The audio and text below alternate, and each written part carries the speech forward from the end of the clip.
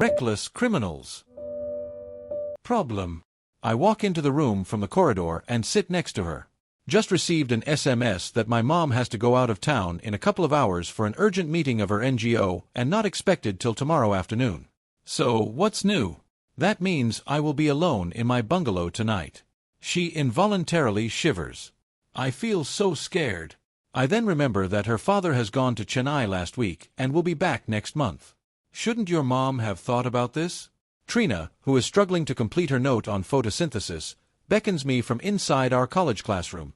The biology lecture has concluded, and the room is empty. What's the I demand, a bit irritated. Her mother does not seem to understand the security concerns of that bungalow, which is on the outskirt of the city. The nearest neighbor is about 1.5 kilometers away towards the northeast direction, and the rest of the expanse is a green area stretching about 5 kilometers. What worries me is the recent spate of housebreakings near that neighborhood, which makes the bungalow very vulnerable, especially for Trina if she is to stay alone there. The only saving aspect is that a security guard is stationed round the clock near the entry gate of the bungalow, but is his presence enough?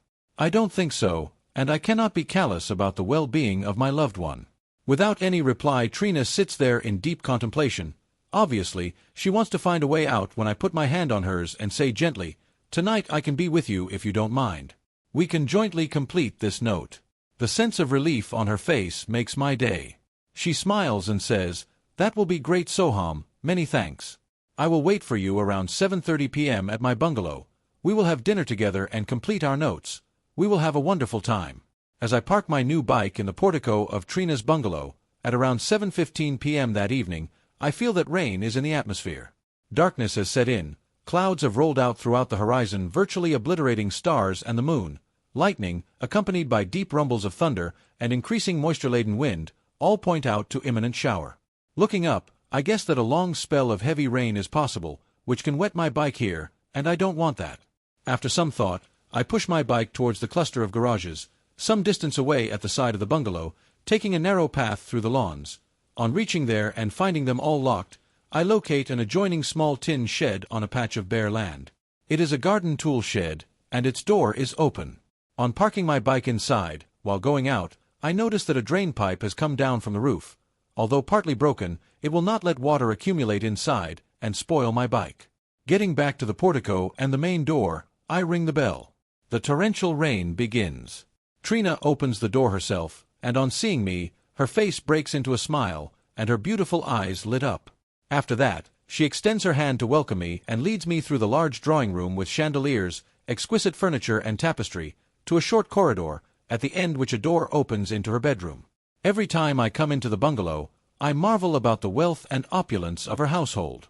Her large bedroom, renovated recently, has a single bed, assorted furniture, and illuminated by concealed lights. As I look around, I also see a study table in the extreme right corner near French windows, green velvet curtains, a decorative lamp on the table strewn with books and notebooks, a comfortable study chair, and a beanbag seat next to it. "So happy you have come." Saying this, for the nth time, she occupies the chair with a request for me to sit on the beanbag seat. Picking up a book with numerous flag marks, obviously on the subject which we will jointly study now, she begins. Meanwhile, she has filled in and switched on the coffee maker placed on a small table. We will have dinner later, it is ready. I lose count of time as we drink numerous cups of coffee and get fully immersed in our studies, when suddenly I hear a knock on the door. At first, Trina may not have heard the sound, but when another persistent knock comes, she glances up, murmuring, "Who can be there?" "Servants have all gone." Before she can get up, there is a noise as the door opens and a short man wearing a body-fitting black suit with his face hidden behind a black mask strides in, following whom another man similarly attired and tall, comes in more cautiously.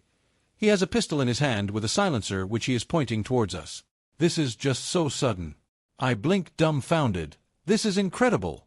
Within moments as this horrible scene sinks in, my mouth turns dry, and a painful palpitation starts in my chest. Soon, my voice chokes, and I cannot react. Wordlessly as I look at those two men, I notice that Trina seems to be less scared and says sharply, "Who are you? What do you want? How did you enter my bungalow?" Saying these, she gets up so determinedly that it becomes abundantly evident that she is not going to take this intrusion meekly and will defend herself. Seeing her reaction, the short man moves forward swiftly with a handkerchief, and catching hold of her hair forces her face upward and covers her nose firmly with it. She fights a bit initially and gradually becomes still. Looking at those violent movements, I grasp that he must have applied some knockout liquid, like chloroform to her, when something hits my head with a brute force. Instantly my thoughts turn disoriented, and lights start flashing in my eyes, followed by an unbearable pain shooting through my head. Soon all-pervasive darkness envelopes me. I must have rolled down to the ground from the bean-bag seat. I don't know how long I have been unconscious, however when I regain my sanity, albeit slowly at first, and later somewhat, I feel a throbbing headache. I also realize that I am stretched out on the ground, my throat is parched, my tongue feels like sandpaper, and my lips are dry. Thankfully, I am not trussed, though in a confined space. A ray of light is percolating through a slit in the door, and the space looks familiar. Indeed, I am in the same small tin shed where I have parked my bike. Glancing at radium dial of my watch, I gather that the time is 11:57 p.m. That means I have been unconscious for more than 2 hours. Very soon the horrifying occurrence of the evening comes back.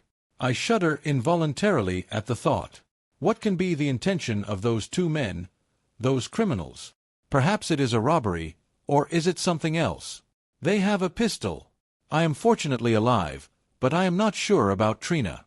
The door of the tin shed has been open when I have parked my bike. Now, hoping that it is still open, I get up swaying and holding my head. The door is locked from outside. That must have been done by those criminals. I cannot open it, even with vigorous rattling. Then, panicking, I shout, finding no response, shout again, louder, but to no avail. Maybe the guard has not heard me, or he too has been ambushed by those criminals. Sweating and shaking, I feel around the wall of the tin shed, hoping that I can find some way out. There seems to be no way out of this captivity. Along with my head, my legs, too, are hurting. I walk towards my parked bike at the right corner and try to sit on it, but I slip and collapse on the ground. In no time, I again feel that I am drifting off to a state of half-asleep, partial unconsciousness. Ultimately, I lower my head on the floor. With my body in a comatose position, I drift into oblivion. When I wake up, about half an hour later, everything seems to be the same. My thirst has intensified manifold, and my body seems to want food. All these make me feel faint. I do not know what will happen to me. Will those criminals keep me alive? Time passes slowly. The rain is relentless. I hear it thrumming on the metal roof and running down the broken pipe into the mud, and I moisten my cracked lips with my tongue. I wonder if they'll bring me food and water. I wonder if they're coming at all. A feeling of despondency is now settling upon me. Is there no help possible? But then, thinking about help, I remember my parents. They have always helped me. Will do so now. I know that. The question is, how will they know where I am? If only I can contact them. And so, another thought flashes in my mind, albeit a bit late. Where is my mobile? I immediately pat my shirt and trouser pockets and slowly hunt around on the ground where I have woken up initially, but it is not there. I try to recall desperately when I have last used it, but my mind remains blank. Usually, I keep my mobile on my person. Is it possible that those criminals have taken it away after they knocked me out? Sitting huddled on the ground, I am thinking when my mind suddenly clears. Now I recall that my mobile hasn't been with me when I have gone in the bungalow. In fact, for some providential reason, I have kept it in the glove box of my bike. And my bike is before me in this shed. I scramble to my feet in such a hurry that I lose balance and fall down, get up again, and as I reach it, I inadvertently topple it over. With shaking hands, I pull it up to standing position and open the glove box. Mercifully, I find my mobile. Exertion and relief make me feel exhausted. Wasting no time, I dial my father. The phone goes on ringing. Soon the call automatically terminates. He must be asleep at this time of night. I frantically try repeatedly with the same result. My mother's mobile has been switched off. What shall I do next? Panting, my thirst makes me feel like puking. I take hold of myself and think for many moments. Shall I call the police? My friends? But again, I am unable to get through. I clench my hands in deep frustration. Before long, I hear somebody is opening the door. With lightning speed, I keep away the mobile behind a pile of garden tools at the rear and slump on the ground. Whoever is coming need not know that I have regained my senses. With half-open eyelids, I see that the short criminal enters the shed. He has an electric torch in one hand and a bottle of water in the other, directing the beam of light on me. He swears profusely and splashes some water on my face. I remain inert, at which point he throws more water. Groaning for a few seconds, I gradually open my eyes. Without further ado, he pulls me up by my shirt collar and thrusts the bottle in my mouth. He snarls, "Where is your mobile? We know it is not on you." Gulping down the water, I ponder. My reply will decide whether we survive or not. "It's in the bungalow." "Where?" "I will show you." "Can I pull this off?" It is still raining. A little later, I am dragged inside the bungalow to the same bedroom from where the entire incident has started. My faltering footsteps dirty the white marble floor with wet mud. That man's shoes also leave marks. Most of the lights have been switched off. This boy is still dazed, can't walk properly. The short criminal tells his companion, who comes near and gives me 2 stinging slaps. "Buck up, don't be such a sissy. Where have you kept your mobile?" I look around, blinking. Trina is sitting on the bed, her hands, as well as the legs, are tied together, and there is a tape on her mouth. Although she looks a helpless girl, her eyes show a different picture, they are ablaze, and she quickly rolls her eyes towards the pillow on the bed. She has heard that man asking for my mobile. On my indication, the tall criminal pulls up the pillow and finds it. "Why here?" "Oh ho, you must have kept it while 2 of you have enjoyed making love on the bed." He ogles at us for some moments, after which, thrusting that mobile in my hand, says, "Here, prove that it is yours." I dial her number from it, and Trina's mobile rings, which is with him. He verifies. It shows a call from Soham. He also looks into mine. A call has been made to Trina. "I am Soham," I say, and show my college ID card. He checks and throws all on the table and diverts his talk. "So, you two have a rich father, eh? That's what your girlfriend tells me, and she has convinced us. We are lucky. Both fathers are rich. Now I know, we have been kidnapped." Next, I turn and stare at Trina. Why has she misled them against my parents and me? Why has she told a lie? She knows we are not wealthy. As I am trying to absorb this new turn of events, subsequent words of the tall criminal shake me. "Boy, now we can squeeze good money out of your rich father also. That will be our bonus." He, at that point, raises his pistol towards my head, then shaking his head lowers it. "Else there is no reason why we should keep you alive. We don't want any eyewitness." Both of them nod at each other. Thence I realize why she has misled them. To keep me alive. Moreover, not seeing my mobile on my person, Trina must have guessed that it has to be in my bike, and since I have been held outside, she has thought that there is some hope. Obviously, she has not seen me getting knocked on my head because, by that time, she has become unconscious. Nonetheless, astutely, she has also presumed that those criminals will be looking for my mobile.